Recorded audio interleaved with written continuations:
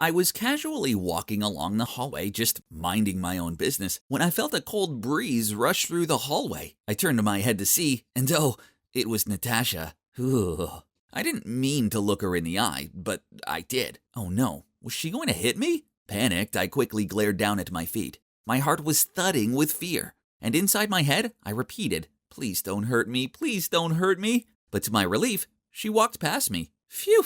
Hi, I'm Marcus, and you might be wondering why I'm so afraid of that girl, right? Well, there's a reason why her nickname is Silent but Deadly. She's the tallest girl in the school, intimidating, and she never utters a word. The school was full of rumors about her, such as how the last kid who messed with her ended up in intensive care. Nobody, and I mean nobody, should ever look her in the eye, not unless they want to end up unconscious. I definitely just had a lucky escape. Thankfully, not all the girls in my school were as terrifying as Natasha. Nope. Instead, there was this really cute girl named Naomi. She's beautiful, sweet, and gentle. Only, she's also super popular and is dating Nicholas, the captain of the basketball team. So I just kept my feelings to myself and carried on with my life. But wait, where's my notebook? I guess I left it back in the science lab. So I rushed in there and, oh no. Nicholas was there and he was reading my notebook. I quickly grabbed it off of him, but it was too late. He'd already taken pictures of the song lyrics I wrote about my feelings for Naomi. Blast it! So let me get this straight. A nerd like you dares to daydream about Naomi? But we have a problem here. She's my girlfriend. Don't you know that? Wait, it's not like that. I'll stay away from her, I promise. Nicholas gave me this unnerving look. Ugh. No good thing could ever come from a look like that. I braced myself for what he was about to do next. You have to do everything I say, else I'm gonna ruin your life. Huh? Was he being serious? Judging by his devious smirk, yup, he was 100% being serious. I want you to ask Natasha out. Make sure you do it in front of the whole class. What? Natasha? That scary girl? How could I? If you say no, the entire school will know about this. Then he waved his phone in front of me. Ugh, that vile Nicholas. But I couldn't risk my song being sent to everyone, so it looked like I had no choice. So the following day, I walked over to Natasha's desk and asked her, Natasha, will you be my girlfriend? The whole class was silent. Then they burst out laughing. She glared at me. Ugh, this wasn't good. I winced, preparing for the death punch. But instead, she led me out into a corner of the hallway. Then she gave me this weak smile, followed by a nod. Oh my God, did she just agree to be my girlfriend? This is crazy. It was completely beyond my expectations. But, whew, at least I was still alive, right? And that's how I ended up dating the scariest girl in school. She never spoke to me, not even a word. So I just helped her with her studies and carried her stuff around. We also exchanged numbers, but we only chatted through messages. Then one day when I was on my way to have lunch with Natasha, Nicholas strolled over to me and told me I had to take her to the cinema to catch this awful-looking rom-com, which didn't seem like her thing at all. But what other choice did I have? Nicholas' words were orders. So I asked her over lunch, and to my surprise, Natasha smiled, then gave me a big thumbs up as agreement. When I went to pick up Natasha, she was already waiting for me on her porch. She walked over with a notepad. Curious, I asked her why she had it, and she wrote, I won't be able to text you during the movie, so this will have to do. Yup, Natasha has always been different from everyone else, so I didn't ask anymore. During the film, I noticed Natasha was crying, so when it was over and we stopped for lunch, I teased her. I saw you crying during the movie. She slammed her notepad on the table after she wrote, I was not crying. I just laughed and took her home. Maybe she wasn't as scary as the rumors made her out to be. To be honest, she was also quite cute. The more time I spent with Natasha, the more I started to warm to her. There was something I liked about her, even though we had only communicated through sticky notes. I was desperate to hear her voice, so I hatched a plan. When we were in the library on a study date, I picked up an old book and blew the dust in her face. She almost sneezed. But before she did, she placed her hand over her mouth and raced into the girls' bathroom. Then she returned wearing a mask. After that, I tried to make her laugh. I quickly took 2 pencils from the table and stuffed them into my nose, and started making ugly faces. But Natasha just glared at me and handed me a note. If you continue to do these ridiculous things, there will be payback. No way was I giving up. So the next day, when I saw her by her locker, I rushed over to her and began imitating the voices of the minions. I thought it would definitely work this time, but no, instead she punched me in the arm. Ouch! Yep, I now learned that the rumor about her inhuman strength was not an exaggeration. So I just gave up and our relationship continued. Then one weekend, when I was at Natasha's house to study, I went down to the kitchen to get a drink, just as her mom returned from the grocery store. As I helped her unpack, we started talking. She told me about Natasha's love of collecting glass art, the pieces of which filled the house. Then her mom touched my shoulder and thanked me for making her daughter happy again. Oh man, this was awkward. Now I felt super bad. To divert the convo, I asked if Natasha talked at home, but she just smiled and replied, "Natasha's such a quiet kid, right?" Then she told me how it's because Natasha's always been taller than the other kids, but she has a squeaky voice. This led to lots of teasing, and once she got so upset, she pushed a boy over and accidentally caused him to have a nosebleed. Since then, people started to shun her, so she withdrew from herself and stayed silent. Hearing this made me feel so guilty. What I was doing was wrong, and Natasha didn't deserve this. Then her mom said something that truly shocked me. In middle school, this one girl named Naomi was horrible to all. The mean comments got so bad she refused to go into school for weeks at a time. Huh? Naomi? The same Naomi I know? No way! Confused, I told Natasha's mom I needed to leave and left her looking bewildered as I ran out of there. My mind was a mess. I had a crush on a mean girl. And I'm just as bad, if not worse, after what I did to Natasha. Then my phone rang with a text from Natasha. It said, "Sorry if my mom said something she shouldn't have. You okay?" I texted back, "We need to talk tomorrow, please." So we decided to meet at her house the next day. Alone in her living room, I told her everything, including my notebook, liking Naomi and how Nicholas was blackmailing me. "Natasha, please, you have to believe me. I'm sorry I did this to you." I saw the hurt look in her eyes. Then she threw a note at me and ran to her room. The note told me to get out, but before I did, I stood on the other side of her door. "I don't expect you to forgive me, but I couldn't continue our relationship on a lie. Look, I like you, and I don't want to deceive you anymore." After that, I left, and I also texted Nicholas that I didn't care if he told everyone. I'm done being his puppet. The next day, I expected school to be intolerable, but to my surprise, nothing happened. Instead, I saw that Natasha was trying to sort out her locker. A crowd had gathered around her, and Naomi was taunting her. "How does it feel to know that even your boyfriend likes me more? He doesn't like you." Natasha carried on sorting out her books, but I could see that she was fighting back tears. Furious, I pushed past them all and told Naomi to stop. She just jokingly said, "You know, if you wanted to date me, you could have just asked. You didn't have to spend so many months suffering with this giant scarecrow. You're right, I did like you back when I thought you were a nice person. But now I know the true you. You're a coward who only feels good when it's at the expense of someone's misery. And I can see why you target Natasha the most, because she has two things you'll never have, a true kind heart and a loving spirit." After that, I pulled Natasha away and told her how sorry I am. But she didn't even glance at me and just walked off. A few days later, after PE class, I was about to go to the locker room when a classmate, Dante, came up to me. "Marcus, help me carry the PE equipment into the storage room, please. I have a stomachache." He hugged his stomach, then hurriedly ran away. Without thinking much, I packed up the equipment and carried it into the storage room. As soon as I put it down, I realized that Nicholas, Naomi, and some guys from the basketball team were waiting there for me. "Oh, well, Marcus, do you really like that weird Natasha? Didn't see that coming." Then the whole group burst into laughter. "You have no right to say that to her. Take a look at yourself." "Whoa, are you defending her?"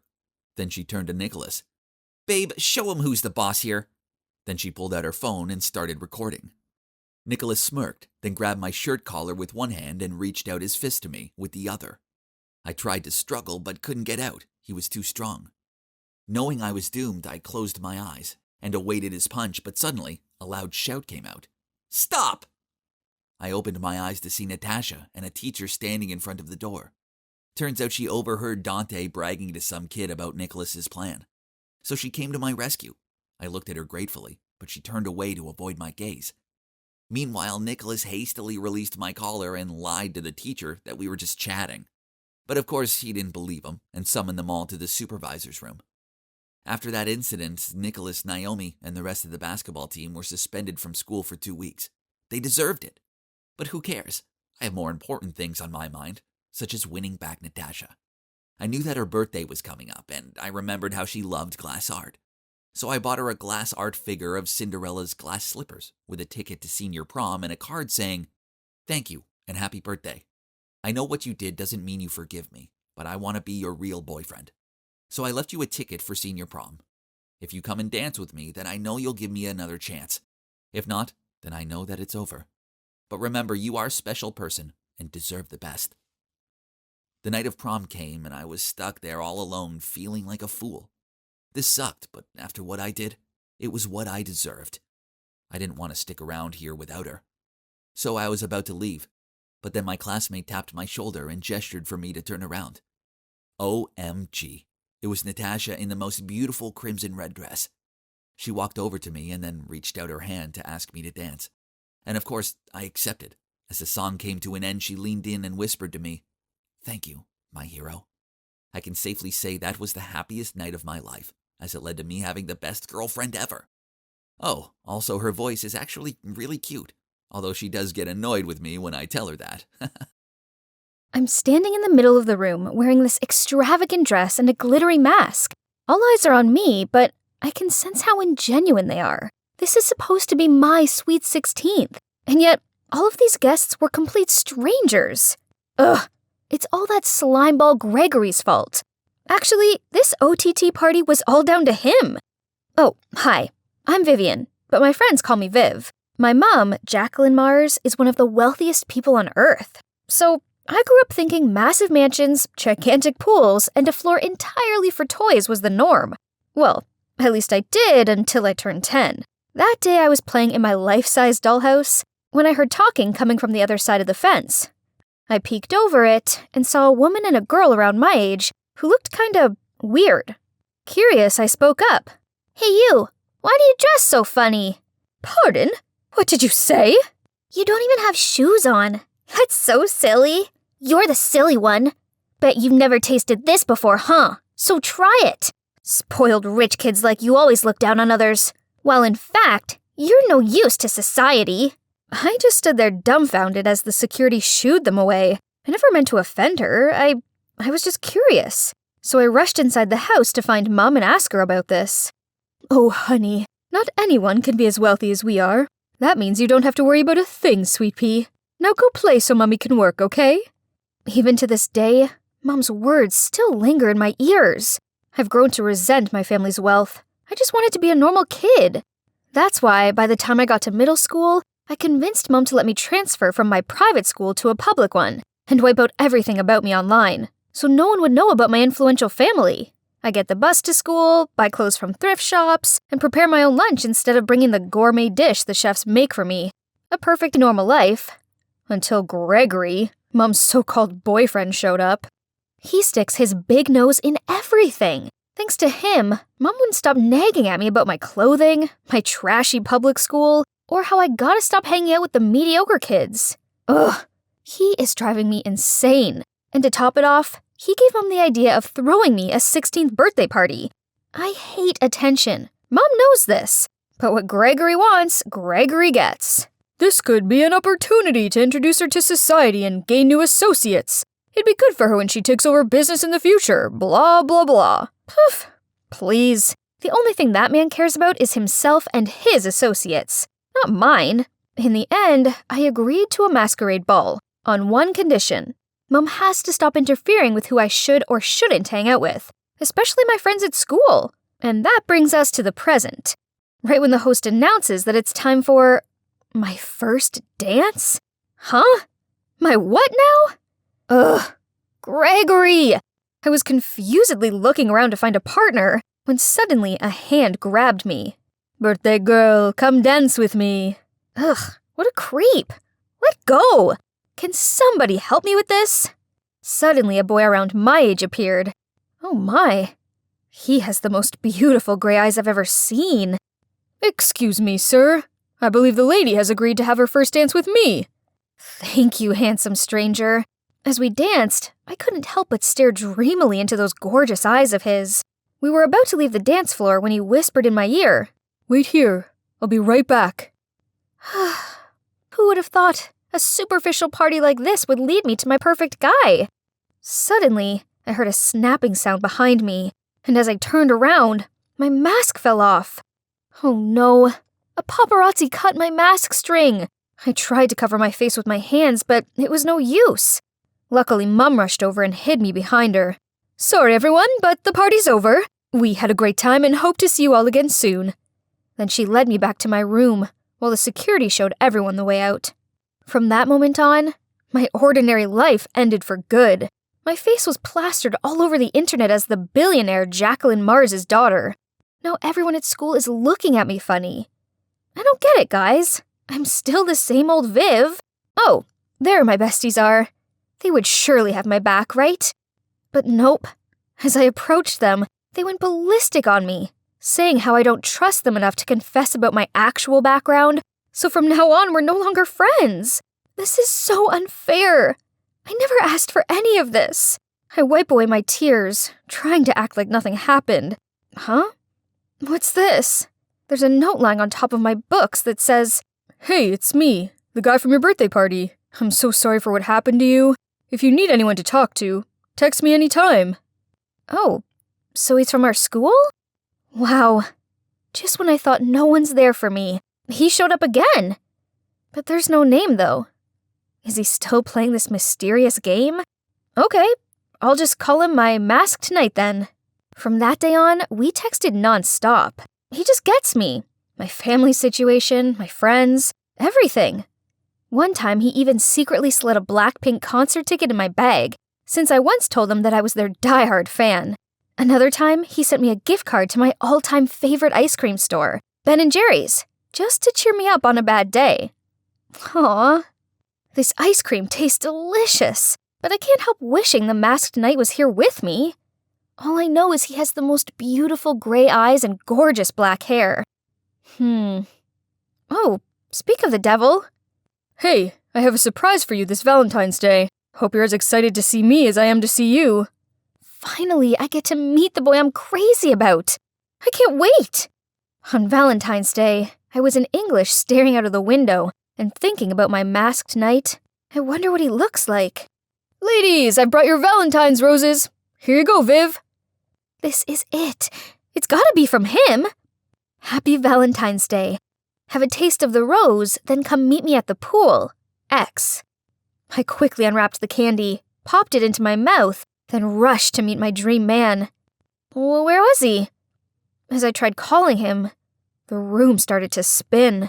I saw the outline of a blurred black figure, then... Ugh.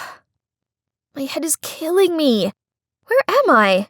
And whose hand am I holding? Hold on. Those eyes. He must be. Thank goodness you're awake. Are you the one who danced with you at your birthday party? In the flesh. I'm Jeremiah, by the way. I had higher hopes for our first face-to-face meeting, but oh well.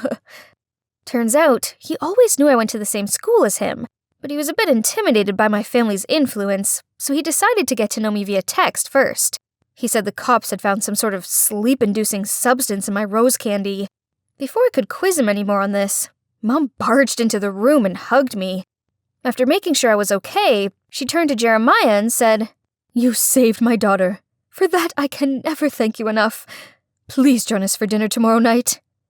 Jeremiah seemed hesitant at first, but then he nodded in agreement. The dinner did not go as planned. Between Mom's blatant interrogating and Gregory's menacing looks, I could sense Jeremiah's discomfort. Then when Jeremiah asked where the restroom was, Gregory insisted on showing him. When Jeremiah returned, he seemed flustered and made his excuses to leave. Gah! What had that annoying Gregory said to him? I quickly followed Jeremiah and apologized, but he just smiled and offered to pick me up for school tomorrow. The cops haven't found the culprit yet, so from now on, I'll be your guardian. How sweet. After that, I hung out with him every day. Great, right? Only, somehow it didn't feel the same as when we were texting. Back then we had a deep connection. Now it was just like two friends hanging out. Oh, and not to mention Olivia. Jer's childhood friend who can't seem to leave him alone for more than 2 seconds. One time, Jer and I were at the movies together, but guess who coincidentally appeared and plonked herself down next to him? Yep, Olivia. Worse still, with their giggling and popcorn sharing, I felt like the third wheel. I was not having this again, so I just left for home in this random cab parked outside the theater. But bad luck. The driver doesn't know the way. He doesn't even have a phone, and I had to lend him mine for GPS. The guy snatched it out of my hand immediately. Rude. But wait, it was 9 p.m. already. Why did he still have shades on? And even wore a mask? Right then, I realized the car had passed the town's border. Stop! The car suddenly filled with smoke, and the last thing I thought was, he has eyes that were exactly like Jer's. I woke up finding myself in this old, cobwebby room. Where is this place? And that driver guy? I have to get out of here now. Right at that moment, he came into the room with a smile. Don't you recognize me? Will you have another dance with me? 'Cause I'd love that. What is happening right now? What he just said. Did that mean he's the actual masked knight? Maybe that's why I don't feel connected to Jeremiah. Why did Jer lie to me then? So many questions popped up in my head. Then suddenly I heard a car stop outside. That guy immediately went to check. This could be my chance of escaping. By the time I got downstairs, I saw the driver guy talking to Jeremiah. So I hid behind the door and watched on. Cameron, just stop this. Getting revenge on our father is one thing, but this is a step too far. Take Viv back to her family now and end this. I know this looks bad, but trust me. I'd never hurt Viv. I didn't mean for her to fall into the pool. That's why I jumped in to save her. But I need her as bait to show the world what that jerk Gregory is like. He doesn't deserve to be her father. I muzzled myself in shock. Gregory is their father? And that Cameron guy was the one saving me, not Jer? Don't you forget who abandoned us when Mom had a close brush with death, then took all our business and properties, even our home, leaving us helpless? That jerk deserves all he gets. I was trying to process it all when another car arrived, Gregory's. I quickly hid under the stairs before he walked in with a bunch of bodyguards. Cameron, Jeremiah, my sons, haven't you grown up so fast? Cut to the chase. Give us back the business and what's rightfully ours. Then we'll let your stepdaughter go. Huh, indeed. Like father, like sons. Very smart. But still amateurs, my boys. You see, all that girl is to me is an obstacle blocking my way to the inheritance. So please, be my guest and take care of that little Miss Annoying. Aren't you afraid we'll expose everything you just said? And who's gonna believe you now? Jacqueline is mesmerized by me, so she'd believe anything I say. That snake. How dare he speak of my mum like that? Unable to hold in my rage, I jumped out of my hiding spot and screamed at Gregory. What did you say about my mum? You slimy, lying traitor. Nice talking to you all, but the fun has to end here. Goodbye.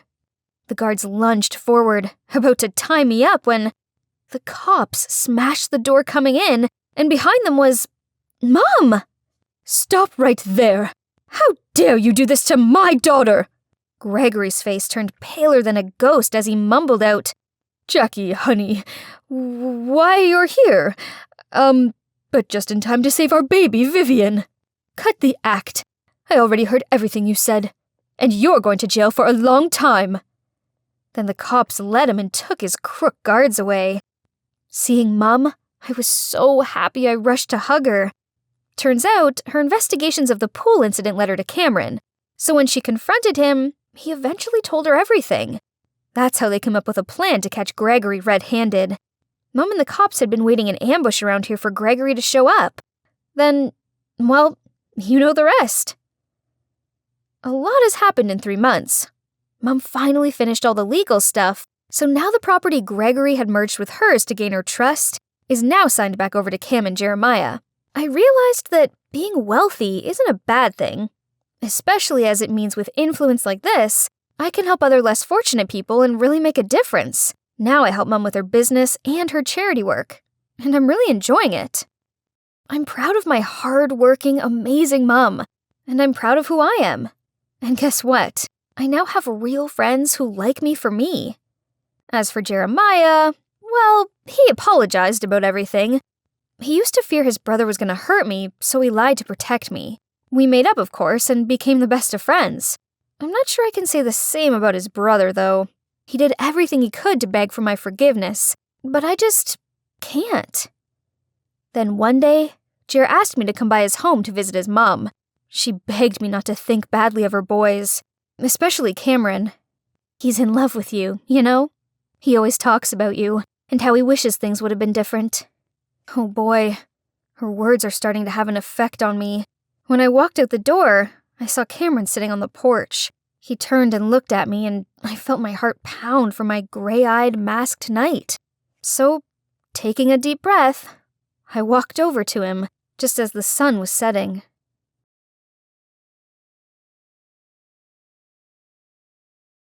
This just in. Due to the new wave of COVID-19, the authorities are imposing a nationwide lockdown, which is expected to last 2 weeks.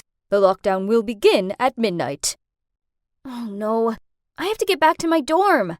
We shouldn't waste any more time talking about this jerk anyway. I grabbed my stuff in a rush. Then suddenly, the doorbell rang. I'll be back in 1 second. Steven went to answer the door, while I had no choice but to wait for him. Gosh, this whole pandemic situation was so worrying, and I was already not in the mood for any more bad news. From the living room, I could hear the voice of whoever was standing outside the door. Hey, any chance I can crash here for a bit? Sure, but just get your life together soon, will you? Gabe? Gabe turned to look at me. His eyes widened when he realized who I was, and he awkwardly looked away from me. So you two know each other? Steven looked at us confused. There was an awkward silence between us three before he continued. So, Janet, this is Gabe. He's my friend from the college hockey team. Gabe, this is Janet, my good friend from high school. Jeez, this had reached new levels of uncomfortable. Gabe cleared his throat. Ahem. So, where do I sleep, Stevie? Then he headed straight to the bedroom that Steven pointed to while yawning, saying he's going to sleep first. Steven laughed and turned to me, saying, He's always like that. We were quite close back in college. He comes and sleeps over sometimes. I stuttered out. Steven, that's the guy I was just telling you about. The one that ghosted me. Steven gave me this astonished look, but he didn't say anything. Ugh, I so wasn't in the mood for this. I think it's best if I go. And right when I thought it couldn't get any worse, a phone call came. Upon seeing me pretty much freaking out as I took the call, Steven must have sensed something was wrong. He asked me as soon as I was off the phone, Is everything okay? It's my roomie. She just told me there's been a positive case in our dorm. I can't go back until quarantine is over. Oh no, what am I supposed to do? All my stuff is in my dorm room, and I can't drive all the way back to my hometown. It's like forever, and it's late already. I wouldn't make it anywhere before the lockdown, and staying in some hotels for 2 weeks was surely not a smart choice. Janet, you can stay here. Steven gently smiled at me. Don't worry, I'll take care of everything. I can prepare the couch for you, so you don't have to go sleep in my bedroom. Aw, he remembers I have slight claustrophobia and feel uncomfortable in small rooms. I was about to reply, but he stopped me, then immediately walked over to the couch and started rearranging it. This was cute, and I did feel touched. Guess I'm staying here for quarantine. I mean, this would be fine, but Gabe was here too. What a small world, and what an awkward situation I'm in. But what choice do I have? The first night, Steven stayed in the living room with me, and we talked a lot. Do you ever wish we were still back in high school? Things seemed simpler then, didn't they? Sometimes. It helped that back then I had the sweetest boyfriend. Do you remember when you got the cheerleading team to perform a special routine for my birthday? That's the cutest thing anyone's ever done for me. Steven grinned. Well, I tried. We were so happy back then. Then college got in the way. Hey, it's not all bad. We're still great friends. Steven smiled back gently. Very true. It felt good taking a trip down memory lane with Steven. He used to be a sweet and caring boyfriend, and he still was such a guy. No matter what, being around him made me feel safe. We continued talking until dawn, then fell asleep. Much later in the morning, I woke up to the sounds of the fridge door slamming. Through blurred eyes, I made out that it was Gabe. He glared over at me before he stormed off back to his room. Ugh! Why did he hate me so much? Then I saw that he'd left pancakes on the table. Oh, these must be for Steven, so I took them over to him. He was eating them as Gabe reappeared. Hey, Gabe, thanks for the pancakes. Gabe grunted out a, yeah, then gave me a dirty look before he walked off again. I tried my best to avoid Gabe, but this wasn't easy when I was stuck in a small apartment with him. I spent most of my time reading a book or listening to music. Yeah, we had history, which I just finished telling Steven the moment before Gabe rang the doorbell. We dated for a month. Everything was cool, and I started to like him a lot. And whoosh, he disappeared. Janet ghosted. I was still very sad and didn't want to deal with any of this yet. Did the universe set up this surreal quarantine situation so I could get over this being ghosted thing? Then after that, when Steven was in the shower, Gabe walked over to me and passed me a candy bar. I put my book down and took it from him, but only because I didn't want to be rude. Then he awkwardly perched on the edge of the couch and said, what's the deal with you and Steven? This annoyed me, so I blurted out, it's none of your business. Oh, please. I could already tell there's something going on the moment I walked in. Then before I could reply, he continued, fine by me. Makes sense for a girl like you would fall for a playboy. Steven is a good guy. He let you stay here, didn't he? So maybe you should think twice before you badmouth him in the future. Gabe grabbed the candy bar off me, then stood up. His cheeks were puffed out with anger, and he looked like he was going to explode. That's when Steven appeared and tried to defuse the situation. He led Gabe out of the room, but after that, I was too mad to read. So I sat there overthinking things and feeling even more annoyed than ever. Dinner was awkward. We all sat around the table in deadly silence, and Gabe and I avoided making eye contact. I felt bad that Steven was stuck in the middle of this situation. He didn't deserve this. As I was washing up, I overheard Gabe say to Steven, can you give us some space? I need to talk to Janet in private. Steven went off to his bedroom. Then Gabe waited till I'd finished, then asked me to go out to the balcony with him. Look, Janet, you're smart, beautiful, and very independent. I fell for you right on the first date. Ugh, right. Good luck fooling me one more time. I'm so over it. Seeing that I wasn't taking him seriously, Gabe continued. I really mean it. That's why you're totally out of my league. I was too cowardly to tell you this, so I decided it'd be best to just disappear and let you forget about me. What? Was he being real? I had no idea he thought that way. He apologized for what he did, and I told him I forgave him. Okay, so maybe Gabe wasn't so bad after all. He's just really insecure. This sucks, as we got on so well. After our conversation, I felt less awkward around Gabe. He started doing cute things for me, such as leaving snacks with a little sticky note that had some cute doodles on it on my pillow, bringing me juices, and showing me funny memes on his phone. I mean, this didn't make up for what he did, but we were confined in a small space together, so politeness doesn't hurt, right? But then Steven started being weird. Whenever Gabe did anything nice, Steven would tut, snort, and on a few occasions, mutter out some rude comments such as, from ghosting to stalker. Nice. Why was he being like this? Hey, don't tell me that he's jealous of Gabe. Great. Out of the frying pan, into the fire. Then, one lunchtime, Gabe made us French onion soup. As he passed it to me, Steven shook his head and, laughing, said, That stinks. This is a poor attempt to impress Janet. FYI, she hates onions. What do you mean? I'm not trying to impress anyone. Oh, please. I know you still have feelings for Janet, but you're no match for her. I watched them with a poker face, since I couldn't process what was going on.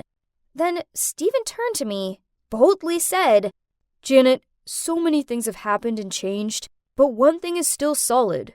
That's my feelings for you. Don't waste your time with this kid. Wow, I sat there perplexed. What was that? And wasn't Stephen a little too mean there? This was a side of him I hadn't seen before, and I didn't like it.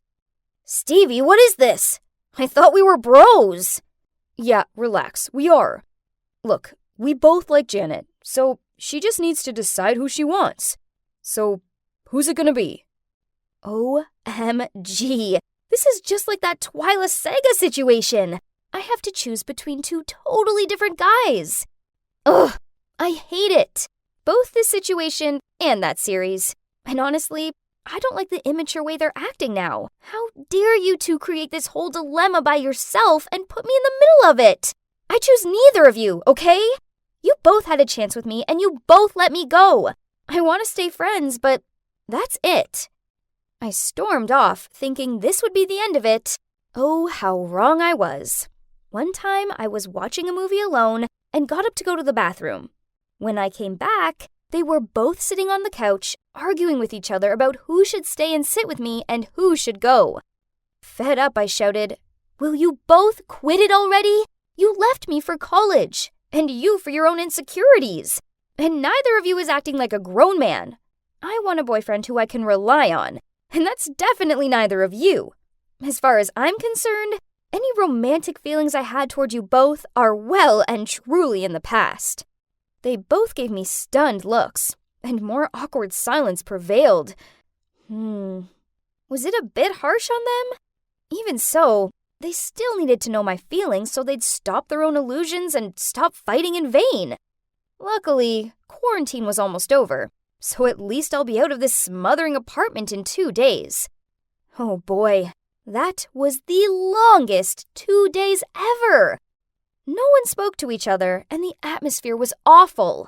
When it finally ended, I muttered out a quick thank you and hurried to the door. Janet, we are still friends, right? Yeah, you're still my friend too, yeah? Stephen and Gabe impatiently longed for my reply, but I just smiled at them both and left. The truth is, I'm not sure I want to be friends with either of them anymore. The last 2 weeks were so weird and messed up that I can't think of anything further. So, for now, I'm just gonna enjoy the relief of getting out of that bizarre being stuck with two exes scenario first, right? Here's the rest. Thank you so much. No problem. Congrats to you both. You're probably thinking, why is that girl so happy about giving me money? Well, it's my consulting fee for helping to win over her crush. Yep, it all started about a month ago when, thanks to my amazing advice, my BFF Haley won over this hot boy, Luke. And the best part is, it only took one picture. Well, I know that boys like Luke are so fed up with dating the popular, hard-to-please girls. So when my cute, sweet-natured friend handed him a sketch she drew of him, then shyly confessed her feelings for him, as expected, Luke fell head over heels for her. How did I come up with such a cool plan, you ask? Well, I basically have the superpower to read boys' minds. That, and I also know the real personality of each type of boy. Why? It's because I've lived with my 3 wonderful brothers for the past 15 years, and every day I had to put up with their bad habits. Ugh. Such as my eldest brother, Axel, the jock. Outside, he was always shiny and well-groomed, but at home, he never tidied his room and once went a full week without bathing. Ew! Then there's my second oldest brother, Stefan, the prodigy who didn't say much. Unless he's at home. Then he won't quit bragging about everything in the world. I swear, I've never seen him be quiet for more than a minute. Then lastly is my youngest brother, Gavin, the friendly one. Haley thinks he's so kind and gentlemanly, but she doesn't see him at home when he's always teasing me and stealing my food. God, just talking about it makes my blood boil. So tell me, ain't I qualified to open a relationship counseling service with such broad knowledge of guys yet? And actually, it was Haley's idea. She'll go find clients, and I will give advice to help them win their crush's heart. And up till now, our consulting success rate is 100%. So it's not surprising that our name quickly spread throughout the school. One day, I was eating lunch when Haley ran up to me and excitedly said, "We have a big client." "Who is it?" Turns out it was Claire, a popular mean girl at school. I immediately shook my head. "I'm not going to do it. You know I don't like Claire at all." "Come on, she's paying double than usual." "Nope, I don't want to help her." "But Madeline, please, I already took her money." "What? Was she being serious?" Then, meeting my glare, Haley hurriedly continued.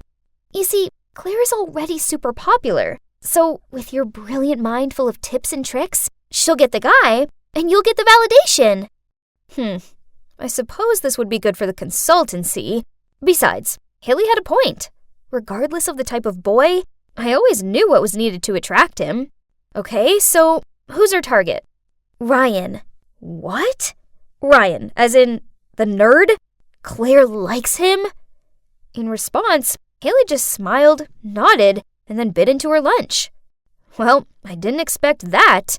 But whatever, that was Claire's business. Even if the target was a nerdy boy known for hating girls and not dating, it couldn't intimidate this Madeline. So, I embarked on the tactic mission for Claire. Now, let's see. A nerd would definitely fall for a girl with the same interests as him, right? So, the very next day, as planned, Claire was waiting for Ryan in front of the literature class. Seeing Ryan from afar, she immediately pulled out the book Wuthering Heights and pretended to be reading intently. But Ryan just passed by without even glancing at her, so she immediately chased after him and read a paragraph aloud. But Ryan kept on walking and even put his headphones back on. At this point, Claire could only stand there and stomp her feet. Well, that was a big fail. Seems like I needed to change the strategy. What about Lego? I mean, what nerd didn't like that? With this in mind, I spent the whole day helping Claire assemble a model of Hogwarts to give to Ryan. She proudly showed him the masterpiece, but he muttered out, "No thanks," then walked off, leaving Claire with a dumbfounded look on her face.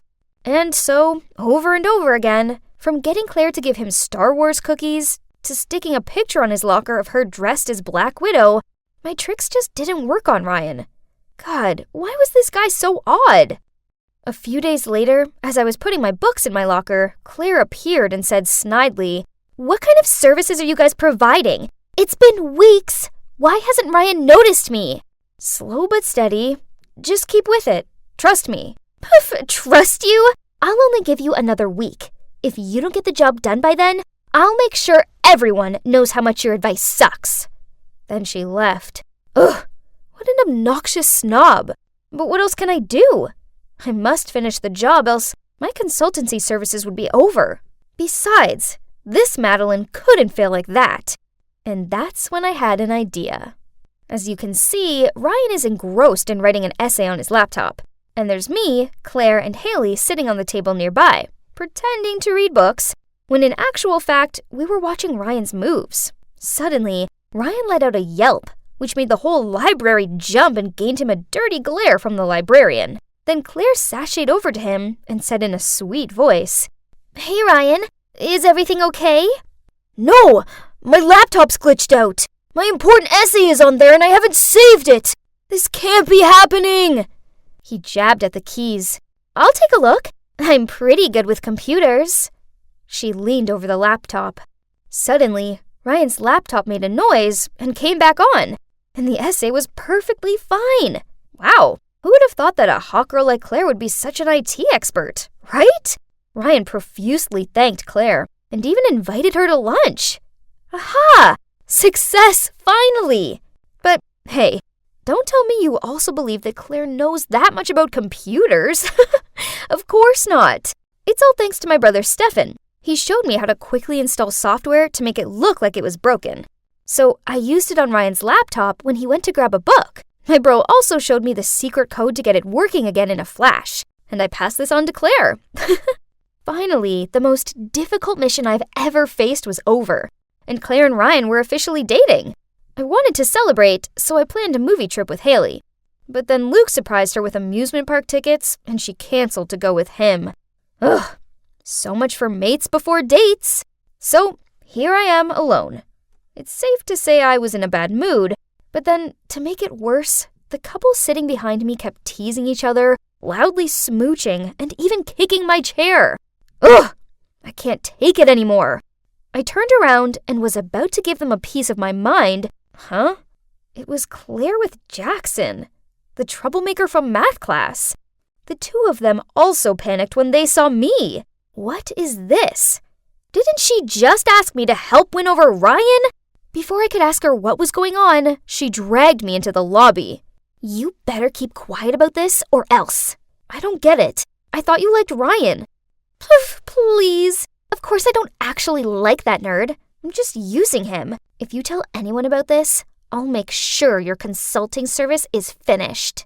What? Is she threatening me? Well, it's true that she paid for the consulting service, but that doesn't mean I accept her using me for malicious purposes. I couldn't just stand by and watch Claire play with Ryan's feelings like this. So I left the movie theater and went around to Ryan's house. As soon as he opened the door, I blurted the truth out to him. He looked bummed out about it, and then shouted at me to go away. Please, Ryan, we can't let her get away with this. We need to teach her a lesson. He thought about this, then eventually nodded and gruffly said, Yeah, fine. Whatever. Luckily, that weekend, Claire's parents invited Ryan over for dinner. Now, let the payback plan commence. It's Claire. My phone went off, so I borrowed my sister's to text you. Come over in 15 minutes. I miss you so much. Okay, on my way. Love you. X. I was going over the plan once again in my head, then I suddenly saw someone sneaking near Claire's bedroom window. It was Jackson. He quickly climbed into Claire's room. I texted Ryan at once. The prey has arrived. Then climbed in after Jackson. Seeing me, Jackson was frantic. What on earth are you doing here? Right at that moment, we heard footsteps outside. Afraid to be caught, Jackson ran over to the window to escape, but I quickly rushed over to block his way. What are you two doing in Claire's room? That was Claire's mom, and behind her was Ryan, and a panicked-looking Claire. Claire, please can you explain to me why there appears to be a gathering taking place in your room? Claire gave a flustered look, then blurted out, well, I'm dating Jackson. I only lied to you that I was dating Ryan because he's a top student, so you wouldn't stop me going out to see him, as I knew you'd never accept Jackson. It turns out, Claire's parents were so excited about her daughter dating such a smart boy like Ryan that they wanted to invite him over, which is why she hired me to help.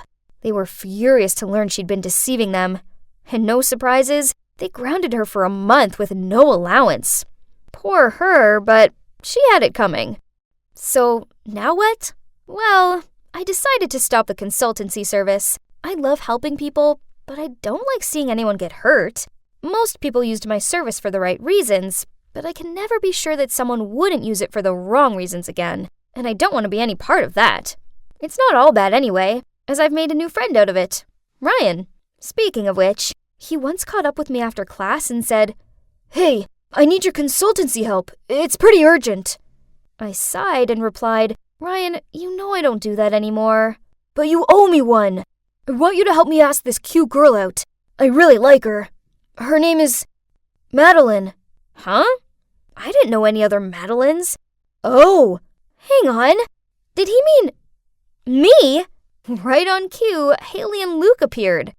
Hey, Ryan, if Madeline rejects your case, I'll do it. I have a lot of experience, too. I rolled my eyes at her, then peered at Ryan.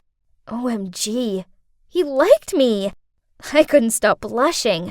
It looks like this matchmaker may have just accidentally managed to match herself.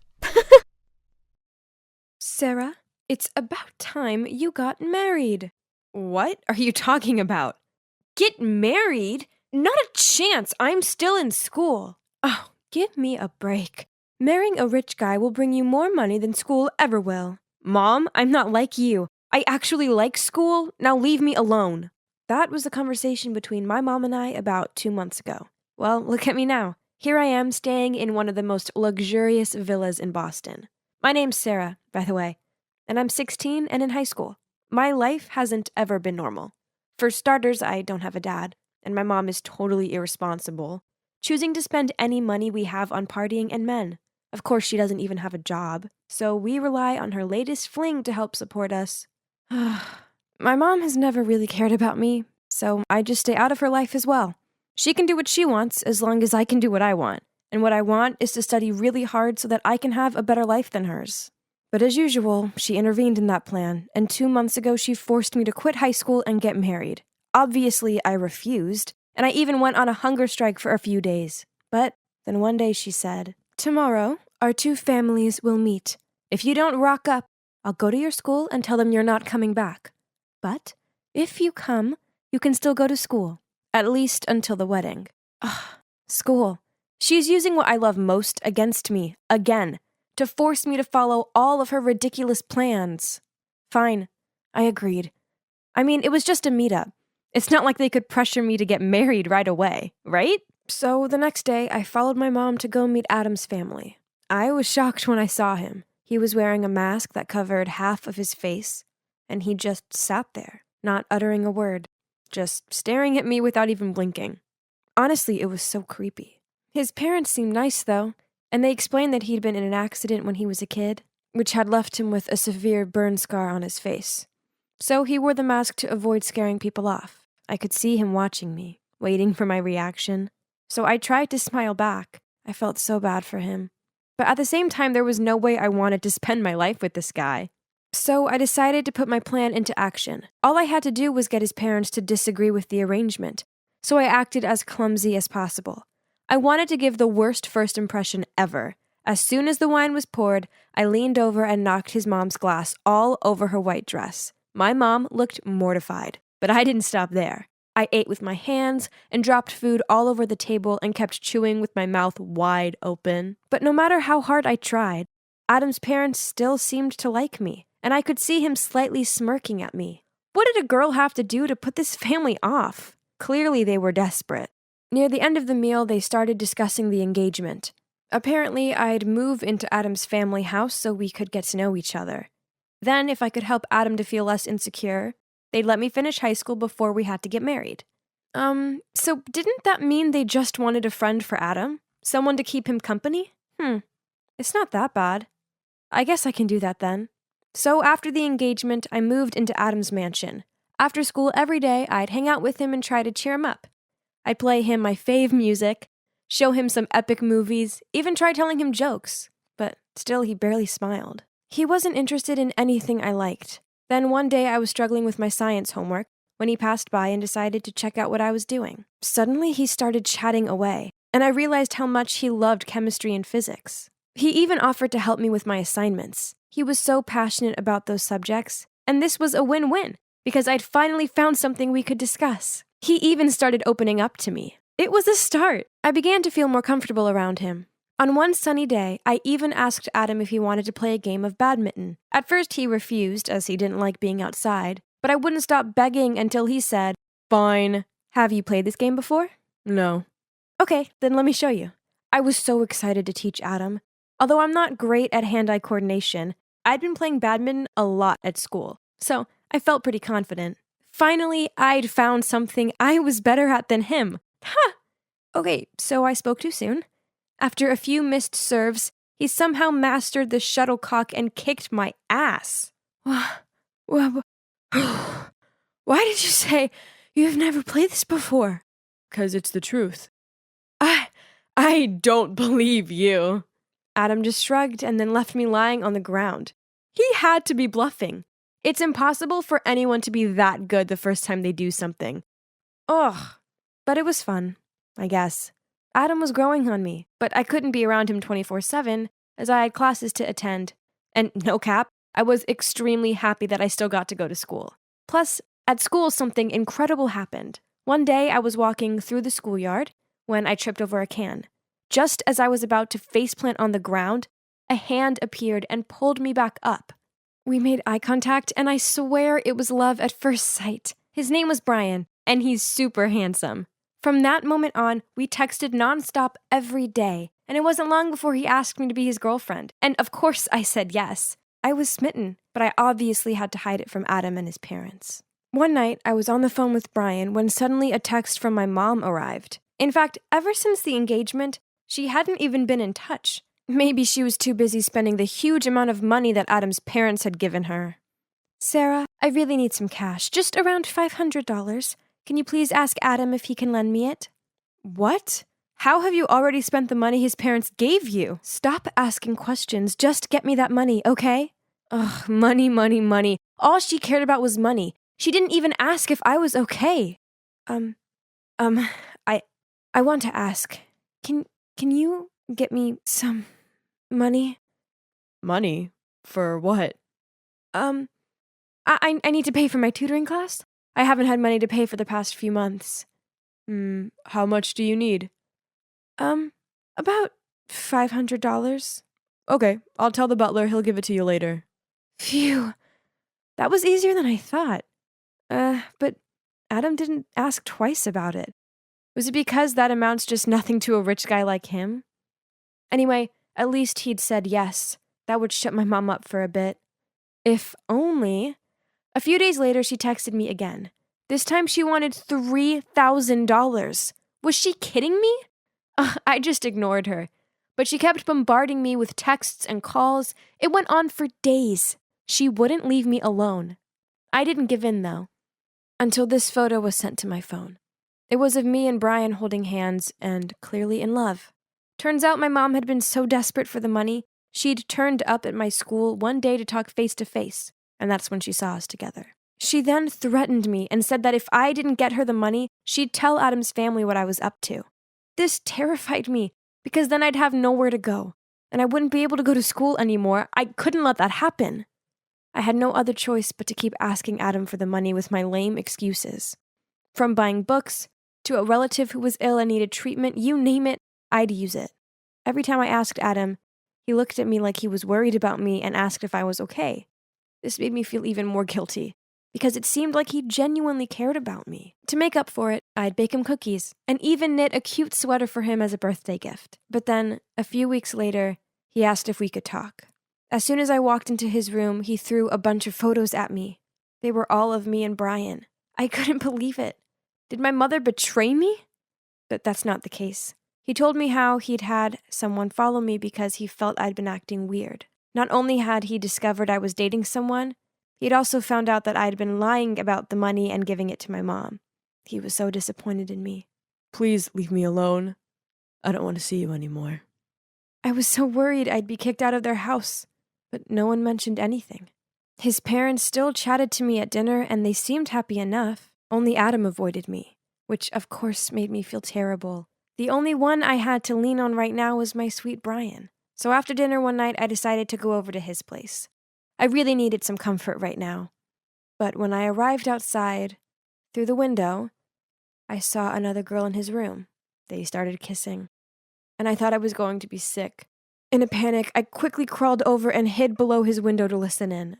But aren't you a bit too close with that Sarah girl lately? Don't you dare. Don't worry, Pumpkin. It was all just for you. I noticed that she lives in a big mansion with personal drivers and all. Her family must be filthy rich. So I just wanted to be a good friend and help them spend those money. You know, and maybe that way I could get you the new Chanel handbag that you always want. Oh, really, honey? So, how's it going? Well, a dud. Seems like she's the stingy kind of rich girl. Ugh, keeping every single nickel all to herself. How was I supposed to believe what I'd just heard? My heart was shattered into pieces, and I couldn't hold it in anymore. I stood up and put my face against the window.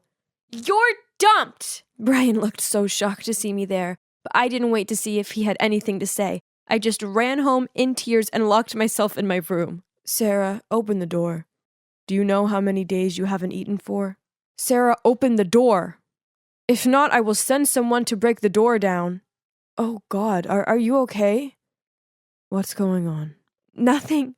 I'm sorry. Sorry for lying to you all this time. I didn't mean to. Suddenly, Adam hugged me and said, "It's okay. Don't cry. Now can you just tell me what happened?" In tears, I told Adam the whole story. From being used by my mother to being betrayed by Brian. Perhaps this is what I deserve for lying to you. Actually, if I were you, I wouldn't want to marry someone like me anyway. You're a great guy. As long as you have confidence in yourself and live with a more positive attitude, good things will happen to you, I promise. Even with this ugly face? I looked up at Adam and, oh my gosh, the burn scar on his face. It was worse than I thought it would be. I reached out to touch it. It must have been so painful. Can we start over? Keep helping me, okay? I looked at Adam, smiled and nodded. So after that day, I continued to stay at Adam's house and help him get out of the isolated, self-deprecating life he'd been living. Gradually, his attitude improved, and he even started taking a business course to get ready for taking over his family's company in the future. I also encouraged him to start taking off his mask. Love everything about yourself, including that scar. As for my mom, she's currently being detained for her illegal gambling. Yep, that's what she spent all that money on. She'll probably end up in prison, and even though this isn't what I want for her, she kinda deserves it. Oh, and about the wedding, we postponed it. Lucky for me, both Adam and his parents want me to go to college first and pursue my dreams. Once I graduate, we'll probably start planning our wedding, though, and it'll be truly out of love this. It was just a normal day, a day like any other, and I was jamming to my favorite song as I walked home when suddenly, "May I have your autograph, please? Oh, you're even more handsome in real life. Marry me!" OMG, how annoying. Don't they have anything better to do? So I took a deep breath and then blurted out, "Oh, I'm starving. This weather really got me craving for some tacos. If only." Predictably, without letting me finish the sentence, they rushed off, and 5 minutes later, the girls returned with enough tacos to feed me for the whole week. I grabbed one, chewed on it with my mouth open, then wiped my mouth, and burped so loud, they gave me disgusted looks and quickly left. And indeed, my Twitter feed that evening, and it didn't disappoint. I saw lots of posts from fans saying I was rude, greedy, and ungrateful. These dumb fans should stop fantasizing about their idols, really. Okay, enough internet for today. Now, I have to review the script for tomorrow's performance. I'm passionate about magic and participate in all the big-name shows in this city and beyond. Every day involves vigorous research into new tricks. Clearly, it's paid off. Hi, I'm Ashton, and my latest magic show was hugely successful. But alas, this isn't me. This is me. And that guy's Jasper, my identical twin brother. And that cute girl is Miranda. She's our schoolmate, but also our assistant. She's the real wind of change to our shows, as well as being the most adorable girl I've ever seen. But I've never had the courage to tell her that. We did a great job today, especially you, Ashton. The script was incredible, and the audience adored it. I don't know how I can ever thank you guys enough. I've learned so much, and I'm having lots of fun working with you both. This was my opportunity to tell Miranda how I feel. I opened my mouth to speak, but then a smiling Jasper came up alongside her, touched her shoulder, and said, "And you too, sweetie. You're so talented and charming, the audience thinks you're amazing, as do I." Miranda smiled back, and then they both started chatting and walking away, leaving me behind. To be honest, we might have been identical in looks, but our personalities were polar opposites. My brother thrives off attention, while I'm kind of shy. When we were little kids, everyone preferred Jasper over me. It didn't matter that our mom dressed us in the same clothes. People always swarmed around Jasper and called him handsome, bright, and smart. But me, well, I may as well have been invisible. Now, don't get me wrong, I don't hate my brother, but I'm fed up with always being a shadow next to him. See, even these trophies have Jasper's name on them, not mine. "Hey, Ashton, I got this for you a few days ago, but I forgot. Have fun." I smiled wryly and mumbled back, "Thank you," but honestly, inside I felt terrible. I was the mastermind behind our performances, not him. I wrote the scripts, created the tricks, and even designed our costumes. But why did he get all the glory out of it, and even became an internet sensation while no one took me seriously? Oh, I forgot to tell you. The fans yesterday were Jasper's, not mine. I'm always being mistaken for him. So yesterday I decided to have some fun and play a small trick on him. It was funny because Jasper was completely bewildered about where this scandal had come from. Ha! Again, Jasper's fans thought my account was his private one, so they bombarded me with messages full of tasteless nonsense. Jasper, I love you so much. Jasper, I'll sue you for stealing my heart. Have you seen my boyfriend? He's reading this text right now and his name is Jasper. Ugh. I was about to turn off the phone and go back to bed when suddenly I spotted Jasper commenting on Miranda's new post, and they just kept replying back and forth. Ugh, these fangirls already made me feel so sick. They see a charming-ish, good-looking guy, and they act like a magpie who spotted a shiny thing. And now even Miranda seems to be smitten with him. Okay, fine. I'll show you how manly or handsome and flashy Jasper is. No, your eyes aren't deceiving you. It's still me.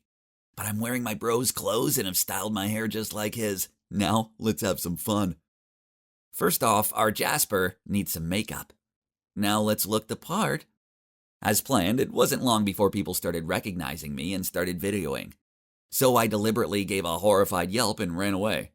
As expected, those videos were soon passed around on social media. And the comments were coming non-stop. Hey, some YouTubers even made reaction videos to that. Oh man, this is so hilarious. I was laughing so much my stomach ached. Suddenly, Jasper stormed into my room. He didn't even knock, and he looked all serious. Hey, what's this? Our class was gonna have a costume party, remember? And I decided to go disguised as a girl. Okay, but why wear my clothes and style your hair like mine? Chill out, bro. I must have grabbed yours by accident. We used to wear the same things all the time when we were younger anyway. Don't be so touchy. As for the hair, I was just trying something new. He gave me a suspicious look, sighed, then he left. The next day, I thought the whole school would be bad-mouthing Jasper about the videos. But to the contrary. The fangirls even considered it cute and inspiring, as he's breaking gender norms. I'm speechless. Whatever. Their reactions didn't matter.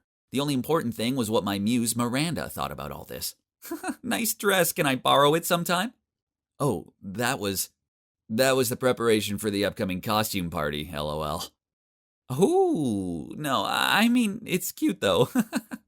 Gosh, my plan's now officially a massive fail. I stayed there watching them for a bit, and she just kept on playing with her hair as she gave my brother these gooey-eyed looks. Ugh. Then, to annoy me even further, right in that afternoon, Mr. Wainwright, our principal, came into class, stopped in front of Jasper's desk, and asked him, Jasper, will you please do me the honor of performing on behalf of the school at the town hall launch event next week? Jasper immediately accepted the invitation, and the principal thanked him, then left. What about me? He didn't so much as look my way. You know, I'm the one who creates the content and everything. Jasper's just the one who acts following my script. This is so frustrating. All this unfairness wouldn't have happened if I didn't have glossophobia. Yeah, public speaking scares me out of my wits. So I could just sit there, fist clenched, feeling my anger grow. This sucks. I was backstage with Jasper going over the show itinerary when Jasper blurted out, I want to make a small change. I want to confess my feelings toward Miranda at the end of the show. He pointed to the stage and continued, I'm going to hang a box of flower petals on the ceiling, and during the applause, you'll pull the strings and whoosh! The flower petals will fall down on us as I confess. How's that? Romantic, huh? I was dumbfounded, but still managed to utter, yeah, that sounds good. But my heart was suffocated. There's no way I can let that happen. So I came up with a plan. Since I was the one who's in charge of the props. That day I secretly replaced the box of flower petals at the end of the rope with a bucket of dirty water instead. Didn't that sound much more fun? Then before the show, I pulled Miranda aside and told her, Jasper has a surprise plan for you. You're gonna love it. Once she received this gift, there's no way she'd ever want to see Jasper again. Ha! I couldn't wait. After the show ended and the crowd applauded, I waited for the signal wink from Jasper. Then I pulled the strings and watched on. Oh no! Technical error! The rope holding the bucket had jammed, and now the whole bucket was falling. Jasper dived forward and knocked Miranda out of the way. The bucket whacked him in the head. He collapsed, and stinky, muddy water went everywhere. The whole venue was in an uproar. Oh my God, what on earth did I just do? Ah! I held my head and shouted. But wait! Why was it so dark? Hey! This is my room, isn't it? I felt so cold, drenched in sweat and shivering. Reached my phone to look at the calendar. I had to pinch myself while my heart was still pounding. Turns out D-Day is yet to come. It's tomorrow. So I was just dreaming? I hadn't really harmed my brother, had I? I rushed into Jasper's room to check. Phew! He was lying there playing on his phone. I felt so bad, just because of childish jealousy. I'd almost harmed my own brother. I thought for a moment and then walked over to him to confess everything. Jasper, I'm sorry, but I have to say this. All the scandals recently were done by me, deliberately. The tacos incident and the Walmart one, too. He looked up from his phone and sighed. Why would you do that? Because I like Miranda, too. Huh? Really? I didn't know that. Why didn't you tell me? I was even going to ruin our performance tomorrow. Okay, just scold me or hit me, anything. I deserve it. Jasper clenched his fist and held it up in front of me. I closed my eyes and was ready to take it. But then, to my surprise, he patted me on the shoulder and said calmly, I'm angry. No, furious. But honestly, I'm more disappointed. We're brothers. We're family, you remember. But I'll take the blame too. I suppose I do milk the fame a bit too much sometimes. I know you're the one who comes up with all the killer content, and I suppose I shouldn't have been so open with my feelings towards Miranda. I should have stopped to consider yours. After talking for a while, we finally agreed that after the performance tomorrow, we would text Miranda to confess how we feel toward her. And whoever she accepted, it would be God's will. The performance was outstanding, and we even got to take photos with the mayor and shake his hand. But the most thrilling moment was this. When we got home, Jasper and I sat next to each other and texted Miranda to confess our love. The message popped up on our phones one after another. So, who will win in this game of love? I held my breath and opened the message. Ashton, I feel the same, but please keep it a secret from Jasper. I don't want him to feel awkward. X. I was about to shout out with joy when I saw Jasper looking smug. We looked at each other in bewilderment, and then held the two phones side by side to compare.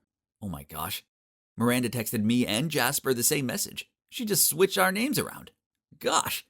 So she planned to love us both in secret? All this time, and my so-called muse actually was just some sneaky little snake. Dang. And to think I almost lost my brother over her. She's really not worth it. We were stunned, then we both burst out laughing. And you can guess what we did after, right, of course. We said bye-bye to Miranda and found a new assistant. Hopefully we both won't get hurt feelings for this one. Ha! It's true that I used to be sick of being my bro's sidekick, but it's different now. I understand that even though we look the same, we each have our own personalities. That's why there are different things in life that might be suitable for him, but not for me and vice versa. And you know what? I'm proud of that. Besides, I'm working hard to overcome my shyness and put my face in the light. People are finally getting to know me, and though I'm still the guy behind the scenes, I also have a huge fan. This was like a dream come true. That gorgeous man in front of me is Ethan. My crush since I was just 14. Back then, Ethan was my dad's business partner. So he'd often come over to our house for dinner. For years, I adored him in secret. But now, at 19, I could finally be honest about my feelings. So, when I ran into him by chance in the grocery store, I felt like it was meant to be. He invited me for a drink in the cafe nearby, and we instantly hit it off. We started dating, and now we're an official couple. There's just one thing that worries me. Ethan is recently divorced and has a 10-year-old daughter, Clarice, who he has full-time. While daydreaming, I couldn't hide away from the thought of being someone's stepmom. Oh my, I didn't want to become a mom yet. Don't worry, Clarice is a cute kid.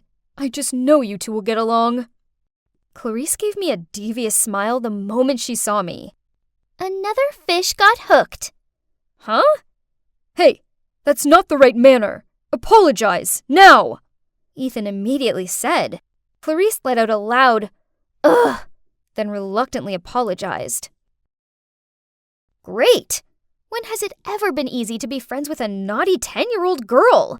I understand this better than most, as I have a little sister. She's either giving me a headache or crazing at me for candy, and I could tell that Clarice was going to be no different. One day, Ethan called me in a panic, saying he had an urgent business trip. They informed me at the very last minute. I didn't have time to find a babysitter. Can you help me take care of Clarice for a few days? What? I've only just met the girl, and now I have to mind her for a few days? I still didn't know what to say when Ethan continued. I'll make it up to you after this. And then, the next thing I knew, Clarice was at my front door.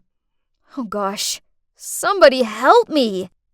Well, you know those girls that age, like my little sister? I kept pouring out while Mike just smiled and slightly shook his head. I have to make her like me to win over Ethan. So, Lovely, Mike. Can you please come hang out with us? Seriously? Please? Aren't you good with the ladies? Fine. You know I can't say no to you. I took Clarice to a theme park. She frowned the moment she saw Mike. Who's this? I don't like strangers. I smiled and said, This is Mike. He's really cool and I don't care. Cindy? What kind of situation did you drag me into? Man, I had to ask myself that question. This wasn't what I envisioned it to be. The outing turned into a competition between them. Clarice challenged Mike to play game after game with her until she won. In the end, they played with the water guns, and I knew for sure Mike let her win. But as soon as he let go of his water gun, Clarice squirted water all over him, leaving him completely drenched. Oops. What on earth is this? That's the price for the loser. Okay, Cindy, that's enough. Have fun. And he stormed off. Oh no, what have I done to him? I stood there dumbfounded, staring at Clarice. Okay, so it was kind of funny, but I couldn't laugh at my poor friend. I want ice cream. Clarice grinned, then skipped away. Ice cream. A girl after my own heart. On the way home, we talked so much about her fave show, The Babysitter's Club, and how Stacy is her favorite character. Maybe the day wasn't so bad after all. A few days later, Ethan returned, and I was really excited to see him. Thank you so much for taking care of Clarice. Meanwhile, I noticed Clarice was slowly backing out, with an awkward look on her face. I thought she'd be as happy as me to see him, but it didn't seem that way. Darling, are you okay? Are you sick? I'm okay. I need to go to my room. After that, at dinner, the question, "Are you sick?" was raised no less than 10 times, and it made me feel sick too. I said I'm not sick, and I don't want to see a doctor. Ethan, I think Clarice is fine, so maybe stop asking her. Hearing that, Ethan seemed uncomfortable and turned away. Weird. What was wrong with them? Maybe this was just something they did. Whatever it is, I wasn't enjoying this heavy atmosphere. The next day after lunch, Clarice was helping me clean the table while Ethan was packing to go on his next trip. She insisted on washing the dishes while I said goodbye to Ethan. We were hugging in the doorway when suddenly I heard a loud scream coming from the kitchen. Ethan and I both rushed in there and saw Clarice crying as she gripped her hand. Ethan frantically asked, "What happened?" while I quickly searched for a first aid kit. I was washing the dishes, but I accidentally cut my hand. Cindy, I'm sorry. I wasn't being careful. Please don't punish me. What? What was she talking about?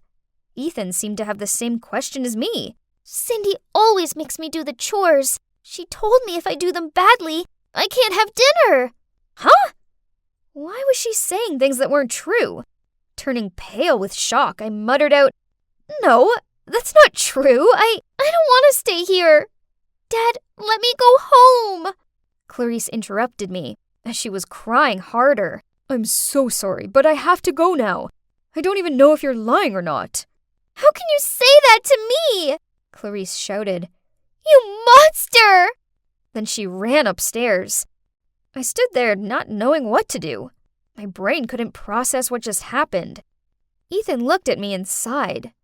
Why didn't he say anything? He didn't honestly think I was capable of doing that. Did he? I decided I needed to confront Clarice about this. So I went up to her room and calmly said, "Clarice, why did you say that?"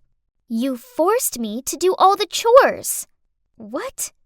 How can you lie like that? I never do such a thing." "Oh, but are people gonna believe you or a poor little girl?" Oh my God. There was me, thinking she was a sweet kid, when in actual fact, she was the complete opposite. I rushed outside and, shaking, I pulled my phone out.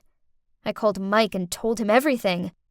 "Oh boy, that kid is complicated. Maybe she doesn't want you to be with her dad. But even so, what she did was weird. I think you should stay away from them. But how to? I couldn't just run away. Besides, Ethan was on his trip, again, and I was in charge of her. So I kept my distance, no more talking or having fun. But it seemed that Clarice had other ideas. I was watching TV in the living room when Clarice appeared and pulled my shirt. Cindy, I want you to play video games with me. The more silent I was, the harder she pulled. No, Clarice, I'm not in the mood. I shouted. Go play by yourself. Then I walked off. A few minutes later, Cass, a senior student, came over to give me some documents. We sat down and had some iced tea. Then suddenly, bam! And a cry. Oh no! Cass and I rushed to the noise. Clarice had fallen down the stairs in the basement and was surrounded by the laundry basket and dirty clothes. Cass quickly ran down there and helped her up. Are you okay? What happened? Cindy told me to do the laundry in time. The basket was so full, so I slipped. No, no, no! I screamed inside my head when Cass gave me a concerned look. Cass, please, I'll explain later. Can you please leave? Why? I screamed at Clarice's face the moment Cass left. If you don't play with me, you'll be a child abuser. You'll have to go to jail. Ugh, this is driving me crazy. Just a few days ago, she wanted her dad to take her away from here, and now she's blackmailing me for not playing with her? Right at that moment, Ethan called. Hi, Cindy. I just want to check on you two. Is Clarice sick or anything? Ugh, what on earth is this? Am I crazy? Or are these two actually weird? OMG. I need Mike. Now. Please, take me away from here, I said as I opened the door for Mike. Stop! Clarice shouted. You two can't go anywhere. Oh, now you're telling me what not to do? If you go, I'll tell the whole world how badly you've been treating me. You'll both go to jail. So that's your scam? Her smirk disappeared. She turned pale and stuttered. No, it was my dad's. Your dad's scam? Clarice looked flustered as she realized what she had just blurted out. Then she quickly covered it up. Nothing! Mike sat down and looked at her with stern eyes. I stood there, waiting for the answer. My daddy made me! Eventually, Clarice confessed. Turns out, Ethan was a professional scammer who scams young, wealthy girls into giving him money. Worse, he dragged his daughter into his scheme. The plan went like this. He used his handsome looks to flirt with the girls, then Clarice's cuteness to get the girls' empathy. After that, he would go on some last-minute business trip and ask them to take care of Clarice. Meanwhile, Clarice would pretend to be seriously sick. When Ethan arrived back, he would persuade the girls to hand over money for hospital fees, then he and Clarice would disappear out of their lives. At first he told me to do what he said and he'd get me a bike. What about the abusing lie you made up? I asked, still shocked. I made up that excuse so Dad would take me away. I really like you, so I don't want his plan to work. Then why did you continue to act up? Because Cindy was mad at me, and I wanted her to play with me, so I pulled that trick again. Tears streamed down my face. Unbelievable! I voluntarily stepped into his trap right at the beginning. He didn't even have to do much. I felt like such an idiot. After that, we exposed Ethan. Clarice helped us too. Turns out he's bankrupt, which is why his wife left him and why he's no longer my dad's business partner.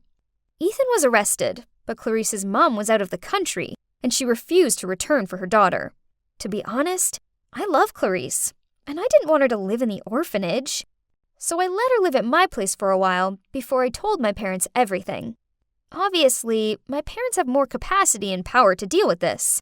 It took a while for Clarice to get over her guilt and settle in, but now we get on better than ever.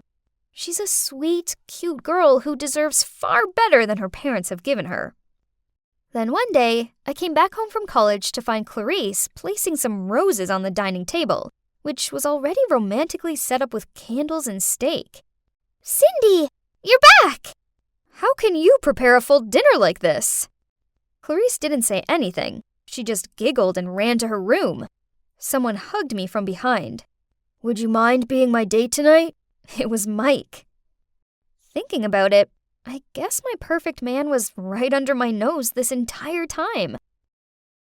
So, grinning, I turned around and replied, I thought you'd never ask. Lisa! Lisa! Wait up!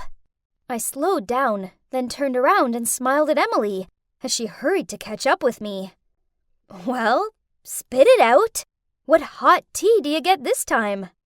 Lisa, you are not going to believe this. Eden likes you. I raised an eyebrow. Huh? You're kidding, right? No. She furiously shook her head. It's true. Yesterday afternoon, after school, I passed by the basketball court and I overheard the boys talking about it. I think the likelihood is you heard wrong, my friend. As I continued on my way to school, I couldn't stop thinking about Emily's words, as if Eden Woodson, the most popular boy in the entire school, would like me? Impossible! Had we even spoken to each other? Oh yeah, once. In the library, he asked to borrow my pen. Not to mention, his last girlfriend, Sarah, was the captain of the cheerleading squad. So, yep, you can already tell how pretty and popular she was. They only split up because she moved away. Well, look at me. Talent? Well, my coordination is 0, thanks to being short-sighted. Pretty? Nope. And my Coke bottle glasses don't help in this department. The only thing I was okay at was studying, which is why I was assigned the role of class president. Think fast. A cheerleader versus a class president? See? Figured. Throughout the day, Emily wouldn't quit insisting that what she'd heard was correct. Ugh. I know she meant well, but didn't she realize how humiliating this was for me? Even if she did hear Eden say that, he was probably just kidding around. Emily, please stop. I just want to take these tests in Mrs. Pierce's classroom, then go home. But Lisa... I gave her my best I'm being serious look, so she let out a defeated sigh, nodded, then walked away from me. Finally, peace at last. I dropped the tests off, then as I was walking back along the corridor, I saw Eden leaning against his locker as he talked to a boy on the basketball team. For some reason, curiosity got the best of me, so instead of walking past them, I found myself ducking behind the corner and eavesdropping on their conversation. So, what else are you still waiting for? Talk to her! I really want to, but I don't know.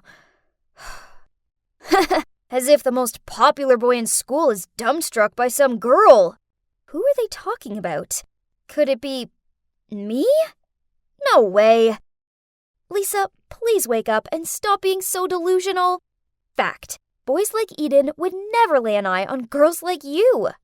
The next morning at school, I walked into class to see the boys, including Eden, chatting about last night's NBA score or something. Only Eden wouldn't quit staring at me. Did I have something on my face? My eyes met his, and then he immediately turned away and resumed the conversation with his friends like nothing happened. Huh? What did that mean?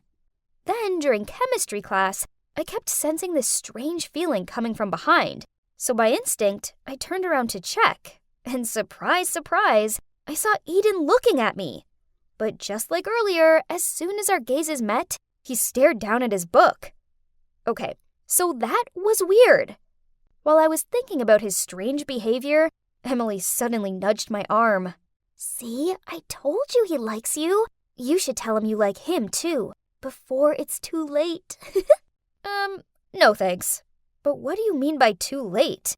I heard that Sarah, his ex, is coming back. Her parents divorced or something. So what? Come on, Lisa. He likes you. But I don't like him.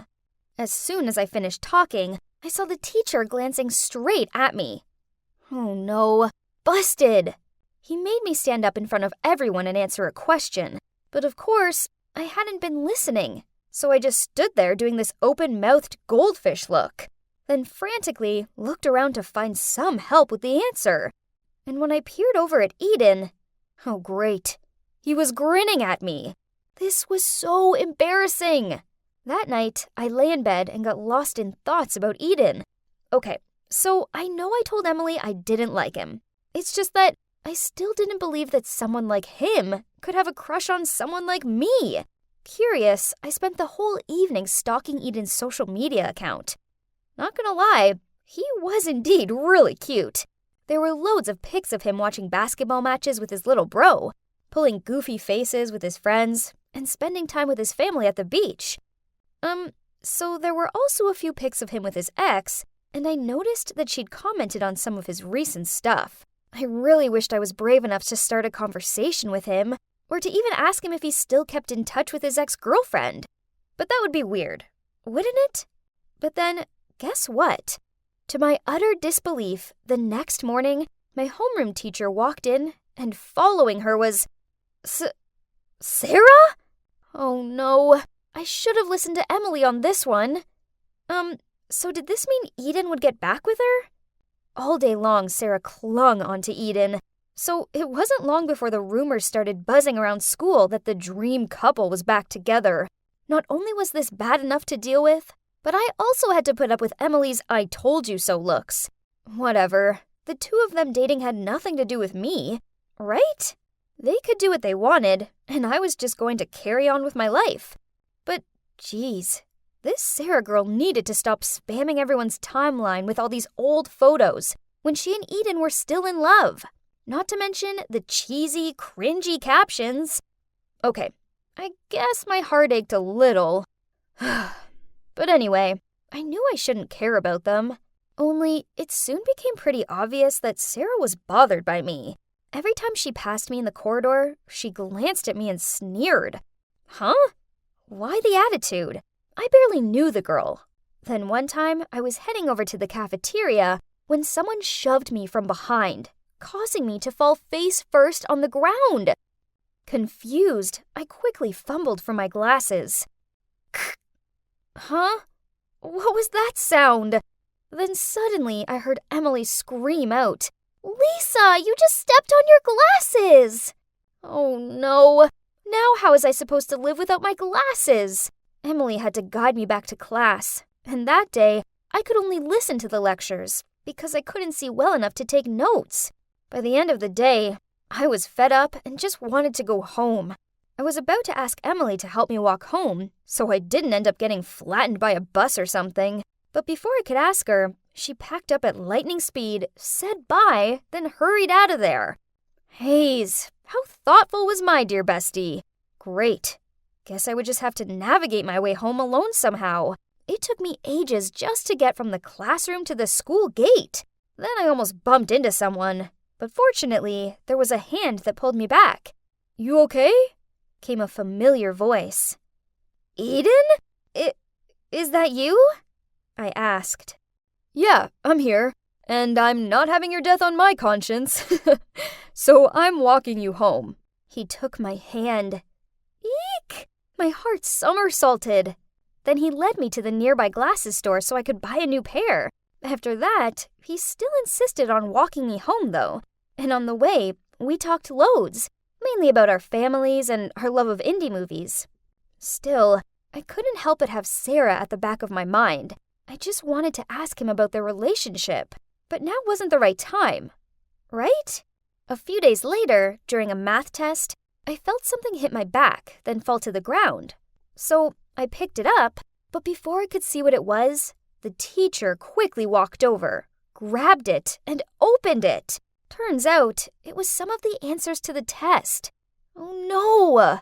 I tried explaining myself, but he told me I would get detention and was not allowed to take the test anymore.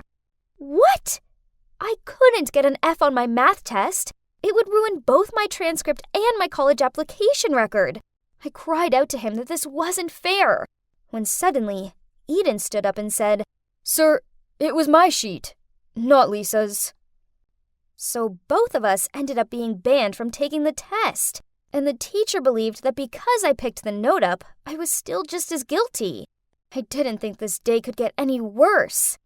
Oh, how wrong I was. During recess, I was rearranging my books in my locker when Sarah approached me. Hey, how dare you let Eden take the blame for your actions? As class president, you should be totally ashamed of yourself. What are you talking about? Your innocent routine may fool Eden, but you aren't fooling me. You wait and see, as I still have bigger plans coming for you. Bigger? What other plans did you have? Huh? Am I missing something? Stop ruining things between Eden and me, else I won't let it slide next time. What was that about? Why was Sarah blaming me? Jeez, this whole situation was crazy. After school, Eden and I had to stay behind for an extra hour for detention. Luckily, our homeroom teacher knew that neither of us would cheat, as we were both exemplary students. So that punishment was just a warning. Then, on our way out of the classroom, I asked him, I know that paper wasn't yours, so why did you help me? Well, I knew it wasn't yours either. I saw Sarah throw it at you. Sarah? Yeah, she was behind breaking her glasses too. She pushed me? But why? It was me. I'm sorry. She did that because she knows I like you. What? Did I mishear him? Eden just said that he likes me? Lisa, I like you. I have for a long time. Do you want to go out with me sometime? There was an awkward pause as I soaked up his words. He really likes me. Oh, wow. This was bonkers. I gave this huge smile. Then I nodded at him and spluttered out, Yeah, I'd like that. So, after that, we started dating. But this didn't go too well with Sarah. One afternoon, I was walking across the schoolyard when Sarah appeared and shot me this dirty look, which I ignored. Suddenly, she pushed my shoulder, sneered, and then left. I quickly straightened myself up, then shouted after her, Hey, Sarah! I never got a chance to thank you! Sarah immediately turned around and gave me a puzzled look. You know, for getting Eden and me together. Sincerely, thank you, our matchmaker! Then I smiled and left. I'm pretty sure that she was still standing there at me with fiery eyes. But hey, she pranked me first, right? Oh well, karma. Anyway, I just want to let you all know that if you like someone, then don't put yourself down. Instead, be confident and brave enough to tell them how you feel. Because not everyone is lucky enough to have an expert matchmaker like Sarah around to